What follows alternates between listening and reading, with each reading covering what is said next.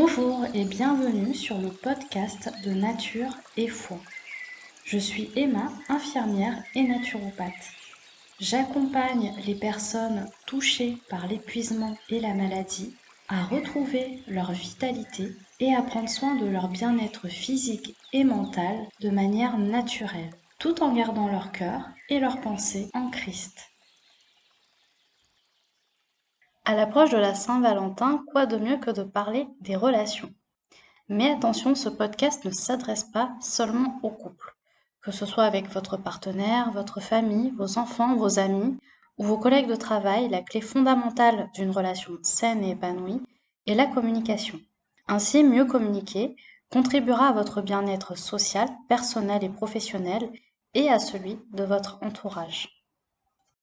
Donc, comment communiquer l'amour? Très souvent, nous avons le réflexe humain de vouloir aimer l'autre comme nous souhaiterions être aimés. Pourtant, la personne en face ne reçoit pas toujours le message comme on aimerait le lui communiquer. Ceci s'explique simplement par le fait qu'elle ne perçoit pas l'amour de la même façon que nous. Alors comment faire pour aimer une personne comme elle souhaiterait être aimée? Gary Chapman, un pasteur baptiste mais aussi conseiller conjugal, a écrit le livre Les langages de l'amour, dans lequel il s'est consacré à décrire 5 langages de l'amour, et parmi ces 5 langages, chaque personne en aurait 2, avec lesquels elle se sentirait plus à l'aise pour s'exprimer et pour recevoir l'amour qu'on lui adresse.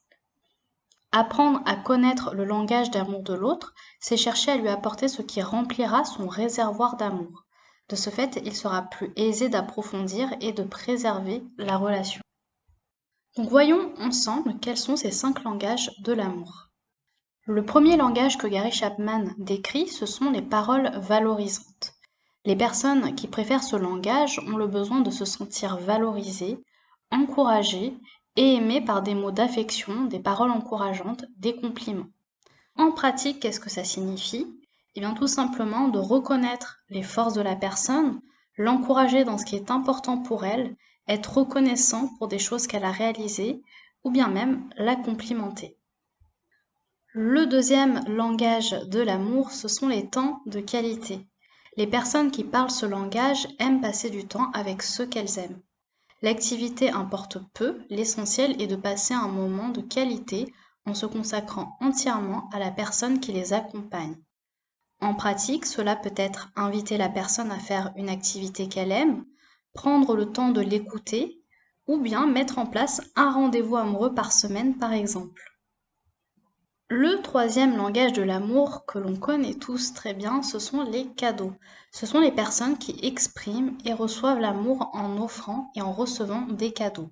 Le coût du cadeau n'a pas d'importance, ce qui compte c'est avoir passé du temps à réfléchir dessus et l'amour avec lequel le cadeau est offert.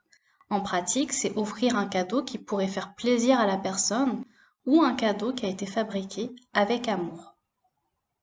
Le quatrième langage de l'amour, ce sont les services rendus. Ce sont des actes ou des tâches simples qui marquent un intérêt pour l'autre. Par exemple, préparer un repas, réparer un appareil, faire les courses, prendre soin du foyer, etc. Donc en pratique, rendre un service que la personne a demandé, ou encore mieux, prenez l'initiative de lui rendre un service qu'elle n'a pas eu besoin de demander. Et ça fait son petit effet. Enfin, le dernier et cinquième langage de l'amour, c'est le toucher physique. Les personnes qui préfèrent ce type de langage s'expriment par le contact physique. En pratique, ça peut être une tape dans le dos, un serrage de main, une bise, etc. Pour les couples, ça peut être aussi un massage, des câlins, des caresses. Et chez les enfants, ce langage s'exprime par le besoin d'être pris dans les bras, d'être massé ou d'être assis sur les genoux. Maintenant, vous allez me demander comment savoir quel est le langage d'amour de l'autre. Il est possible de repérer quelques indices en observant la façon dont la personne a l'habitude de démontrer son amour ou encore dans les choses qu'elle exprime ou demande le plus souvent. Pour finir, il faut savoir qu'un quart des personnes ne communiquent pas le même langage de l'amour que celui qu'elles aiment recevoir. Par exemple, moi j'aime offrir des cadeaux aux autres, mais je n'accorde pas vraiment d'importance sur le fait d'en recevoir. En revanche, j'aime rendre service et je me sens aimée quand on me rend service, tout comme j'aime passer des moments de qualité avec les personnes que j'apprécie. Au contraire, le contact physique et les paroles valorisantes ne sont pas mes langages d'amour, mais j'apprends à les exprimer car ce sont ceux de mon mari. Au final, ces langages de l'amour peuvent s'appliquer aux différentes relations que nous entretenons avec notre entourage.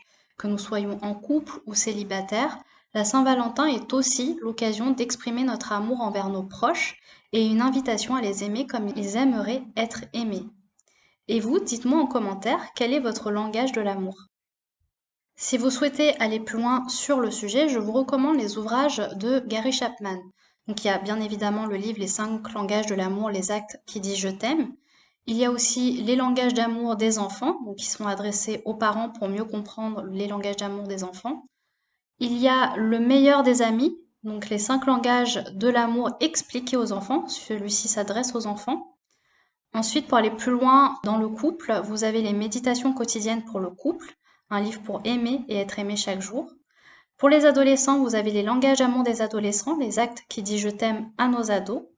Et puis vous avez les langages de la réconciliation, apprendre à présenter ses excuses et à décoder celles des autres. Je vous mettrai dans la description les liens pour retrouver tous ces ouvrages. D'ailleurs que vous pouvez offrir ou bien vous offrir. Donc on l'a vu, les langages de l'amour sont un bon moyen d'améliorer nos relations. Si ce sujet vous intéresse, on a le plaisir de vous proposer avec mon mari Siméon un atelier biblique gratuit sur le thème des relations saines et des relations toxiques. Nous avons à cœur de promouvoir la santé et le bien-être physique et mental à la lumière de la Bible, et nous savons que les relations peuvent fortement impacter notre santé. Comme le mois de février est le mois de l'amour, c'est tout naturellement que l'on a voulu vous proposer ce thème. Cependant, cet atelier ne s'adresse pas qu'aux personnes en couple. Les relations saines et toxiques, comme on l'a vu, peuvent concerner tout type de relations. Les amis, la famille, et même l'église, les collègues, les enfants, etc. Pour avoir vécu nous-mêmes des situations difficiles dans nos relations, nous avons cherché ce que Dieu pouvait dire dans sa parole sur ce sujet. Et ce qui est dit n'est pas toujours ce qui est véhiculé aujourd'hui dans notre société. Si nous voulons améliorer notre bien-être et notre santé, il est important d'apprendre à gérer nos relations, mais il est encore plus important de le faire selon la volonté de Dieu. En ce qui nous concerne, le Seigneur a fait son œuvre de guérison et de restauration. Nous avons conscience que nous n'étions pas non plus parfaits dans ces relations et que nous avions également notre part de responsabilité. Parfois, la relation avait besoin d'être coupée et parfois Dieu a permis que des relations soient restaurées. Ce qui a été le plus difficile pour nous a été de voir des relations s'éloigner ou se terminer parce que nous étions malades, mais avec le recul, on a aussi compris que cela avait permis de faire le tri. Car de toute façon, nous n'avions plus l'énergie et la santé pour nous investir dans toutes nos relations. Aujourd'hui, notre regard a changé et nous avons compris que les relations sont une question de choix, qu'elles demandent du temps et de l'énergie pour se construire et s'entretenir.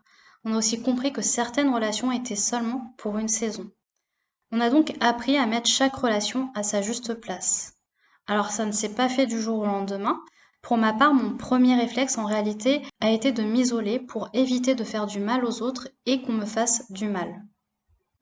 Seulement, vous le devinez, ce n'est pas la meilleure solution. Cela a donc demandé un travail en profondeur qui s'est fait au fil du temps, à chaque situation rencontrée et au fur et à mesure que Dieu nous restaurait. Ce travail que nous avons fait sur nous, nous avons voulu le mettre à disposition de nos clientes lors de leur accompagnement jusqu'à maintenant. Mais cette année, on a décidé de le partager à plus de personnes. C'est pourquoi nous proposerons en 2024 un atelier biblique sur un thème de santé chaque mois. Donc, le premier atelier biblique sera, comme je vous le disais, sur le thème des relations saines et des relations toxiques. Cet atelier aura lieu en visioconférence, donc en ligne, le samedi 10 février 2024 de 8h à 9h, heure française. Si ce sujet vous parle, vous pouvez vous inscrire gratuitement dans le lien que je vous partagerai en description. En tout cas, on a hâte d'échanger avec vous sur ce sujet. Soyez bénis et à bientôt.